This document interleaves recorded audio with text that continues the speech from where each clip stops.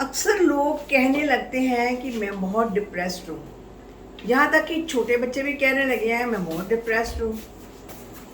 और कई बार जो है ना, स्ट्रेस और एंग्जाइटी को डिप्रेशन के साथ मिक्स कर देते हैं। लेकिन ये दोनों सेम नहीं है, कुछ ना कुछ इनमें डिफरेंस है।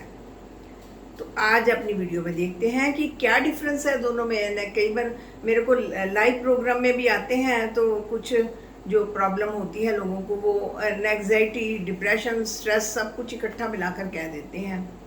तो दोनों में क्या फ़र्क है, आज इसी वीडियो में देखेंगे। वीडियो वैल्यूएबल होने वाली है, एंड तक वॉच करना। चैनल को सब्सक्राइब कर देंगे तो अच्छा लगेगा। तो देखते हैं कि इन दोनों में क्या डिफरेंस है और कैसे हम इसको ठीक कर सकते हैं। एंग्जाइटी में ना हमारी फ्यूचर को लेकर चिंता होती है। अगर वो काम ना हुआ तो क्या हुआ, अगर कुछ हो गया तो फिर क्या होगा मेरे फैमिली मेम्बर्स का, अगर किसी को कुछ हो गया तो क्या बनेगा मेरा। यानी कि फ्यूचर को लेकर अनसर्टनिटी, उसको लेकर कुछ ना कुछ चिंता आती है। तो इसमें एंग्जाइटी में घबराहट होती है, हाथों पैरों में पसीना आता है, कई बार हाथ कांपने लगते हैं। और कई अगर ये बढ़ जाए एंग्जाइटी तो कई बार ये पैनिक अटैक में भी चली जाती है, जिसमें दिल की धड़कन बढ़ जाती है, ओवर थिंकिंग करते हैं, ज़्यादा सोचते हैं और रात को नींद नहीं आता है। तो अब बात करते हैं डिप्रेशन की। डिप्रेशन में क्या होता है कि एकदम इंसान जो है ना वो खामोश हो उठता है। वो पास्ट में कुछ इवेंट्स हुए हैं ना, उसके साथ कुछ गलत इवेंट हुए हैं ना, उनको सोचता रहता है। कुछ अच्छे भी हुए हैं लेकिन अच्छी चीज़ों को तरफ उसका ध्यान नहीं जाता। जो बुरे इवेंट हुए हैं ना उसके पास्ट में, उसको लेकर पकड़ कर बैठ जाता है और उस पर सोचता रहता है, बिल्कुल खामोश हो जाता है। एक जगह वो कहता है कि मैं बस बिस्तर पर लेटा रहूं, मुझसे कोई बात ना करे, मुझे किसी से बात नहीं करनी, उसका उठने को मन नहीं करता। इसके अपोजिट जो एंग्जाइटी वाला पर्सन होता है ना, उसका बैठने को मन नहीं करता। वो एक जगह बैठता है फिर उठ जाता है, उसको कोई ना कोई काम याद आ जाता है, या कई बार फालतू का ही हंसने लग जाता है, जोक सुनाने लग जाता है, जोक पर बिना वजह हंसने लगता है। तो इसमें इंसान जो डिप्रेशन में है ना, इंसान वो एक तरह से खामोश हो जाता है। तो उसका किसी काम में मन नहीं लगता, कोई एक्टिविटी करने को मन नहीं करता, और यहाँ तक कि अपनी जॉब, लगी लगाई जॉब को भी छोड़ देता है। बहुत सारे यहाँ मेरे को लाइव प्रोग्राम में आते हैं तो कहते हैं हमारा तो जॉब पर जाने को ही मन नहीं करता, हाँ हम तो पिछले 2 साल से घर पर ही बैठे हैं। यानी इस तरह से उनको प्रॉब्लम आ जाती है। दोनों में एक सिमिलैरिटी तो है। सिमिलैरिटी क्या है कि दोनों में ही कई बार हमको रात को नींद नहीं आती, ना तो कई बार एंग्जाइटी में नींद आती है, ना कई बार हमें डिप्रेशन में। इन दोनों में हमको रात को नींद नहीं आती। तो किसी चीज़ में इंटरेस्ट नहीं रहता डिप्रेशन में। हर एक चीज़ से मन जो है उचाट हो जाता है। मतलब कि उनको कोई भी चीज़ को सामने कुछ भी ले आओ, कहते मुझे नहीं करना, मुझे नहीं कहीं जाना, मुझे नहीं बात करनी, मुझे बस अपने आप में रहना है।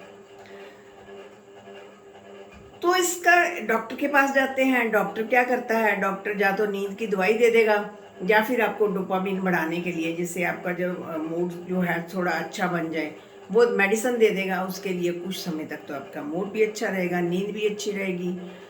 तो इसमें क्या होता है कि रूट कॉज को नहीं पकड़ा गया, उसका जो सिम्टम्स आया ना, सिम्टम्स का इलाज कर दिया। यानी जो उसका मुख्य कारण है, कारण तो वही का वही रहा। नींद में इंसान सोया रहा, माइंड की कोई एक्टिविटी नहीं हुई तो कुछ नहीं गलत करेगा वो। जैसे ही माइंड की एक्टिविटी होगी, माइंड अलर्ट होगा तो फिर वो करेगा, हर समय सोया थोड़ी रहेगा। तो देखो, जिसको प्रॉब्लम है ना उसी को ही आगे बढ़कर अपने लिए कुछ ना कुछ एफर्ट करनी पड़ेगी। इसमें आप फैमिली की मदद ले सकते हैं। हो सके तो बहुत सीवियर प्रॉब्लम हो तो साइकेट्रिस्ट के पास भी आप जा सकते हैं। लेकिन अगर आप फैमिली आपकी सपोर्टिव है, फैमिली आपकी हेल्प कर रही है, उनकी मदद से आप अपने आप को इस डिप्रेशन से, एंग्जाइटी से बाहर निकाल सकते हैं। तो इसके डिप्रेशन के ना कुछ मुख्य कारण होते हैं। एक तो उस इंसान का ना डिस्कनेक्शन हो जाता है, डेली जो आसपास की दुनिया होती है ना उससे डिस्कनेक्शन हो जाता है। काफ़ी समय से उसका डिस्कनेक्शन होना शुरू हो जाता है। मान लो उसके फैमिली अच्छे मेंबर्स हैं, या किसी की डेथ हो जाती है, या कोई दूर चला जाता है, या कोई बाहर चला जाता है, या वैसे कोई रिलेशनशिप में कोई प्रॉब्लम आती है, इस तरीके से वो उसका डिस्कनेक्शन हो जाता है। यानी दोस्त मित्र से भी बात नहीं करता, पहले बात करता था, अब नहीं करता, बहुत समय हो गया है, तो अकेले अकेले ही पड़ गया है। तो ये एक इसका मुख्य रीज़न है। एक है डिस्कनेक्शन फ्रॉम योर वैल्यूज़। पहले हमारी वैल्यूज़ अच्छी हैं, हम ऑनेस्ट हैं, अच्छी काम करते हैं, लोगों का भला करते हैं, लेकिन धीरे धीरे जो है जॉब में कुछ ऐसी माल प्रैक्टिसेस करता है कि अपनी वैल्यूज़ को ताक पर रख लेता है, ब्राइबरी ले लेता है, कुछ ना कुछ ऐसे रिश्वत और कुछ गलत कार्य करके पैसा कमा लेता है, तो वो भी उसको डिस्टर्ब करती है। ये सब चीज़ें उसकी अकमुलेट हो जाती हैं, इकट्ठी होती जाती हैं कि एक दिन का प्रोसेस नहीं होता, बहुत समय का प्रोसेस होता है। उसमें ये चीज़ें जो है उसकी इकट्ठी होनी शुरू हो जाती है, लोगों से कनेक्शन कट जाता है, अपनों से दूरी बढ़ जाती है। तो ये साइकोलॉजिकल अफेक्ट है। इनको अगर खुद दूर कर सको फैमिली मेम्बर्स की हेल्प से, तो बड़ी इजीली इससे बाहर निकल सकते हैं। इसके लिए क्या करना है आपको? अवेयरनेस जैसे आप रूम में भी हैं, रूम में आपने चीज़ों को वॉच कीजिए अच्छी तरह से, प्रेजेंट मोमेंट में रहना इसको बोलते हैं। अपने बेड को देखिए, बेडशीट देखिए, पिल्लो देखिए, बेड का टेक्सचर देखिए, और फैन की आवाज़ सुनिए, एक कूलर या एसी की आवाज़ सुने, कर्टन्स देखें, दीवार देखें, कुछ भी टेबल देखें, कुछ भी आसपास पड़ा है उसको ध्यान से वॉच करें, कुछ चीज़ों को टच करके देखें, टच की फीलिंग अपने अंदर आने दें, और कुछ अपना जब खाना खाते हैं खाने का टेस्ट जो है महसूस करें।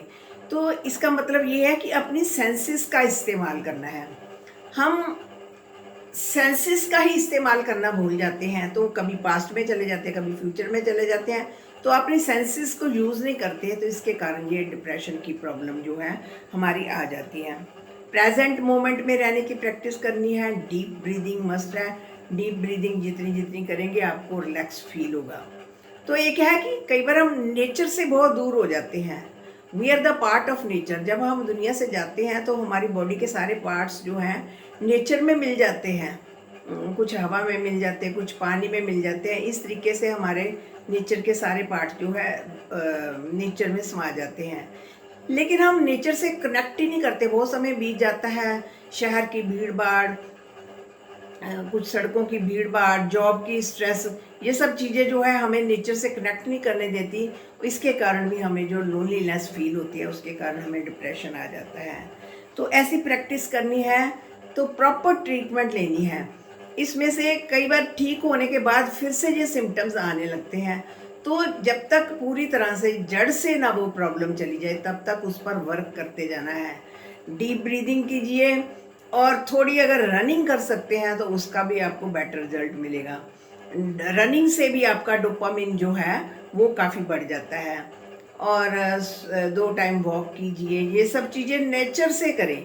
नेचर से जितना जितना क्लोज होंगे, जितना जितना अपने डियर वन से कनेक्ट करेंगे, तो आपको लगेगा कि ये धीरे धीरे जो प्रॉब्लम जो है ठीक होनी शुरू होगी। ये प्रॉब्लम बढ़ी ही क्यों? क्योंकि हम इन चीज़ों से दूर हो गए, अपने जॉब में इतने स्ट्रक हो गए। कई बार जॉब भी हमारी ऐसी होती है कि हमें वो पसंद नहीं होती जॉब, लेकिन उसमें इतनी मेहनत करनी पड़ती है, पैसा कमाना है, पैसा भी बहुत ज़रूरी है, तो इतनी मेहनत करनी पड़ती है कि हम मशीन की तरह काम करते रहते हैं। जॉब का स्ट्रेस, कभी बॉस का स्ट्रेस, किसी तरीके का स्ट्रेस होता है, जिसके कारण ये वाली प्रॉब्लम जो है आ जाती है।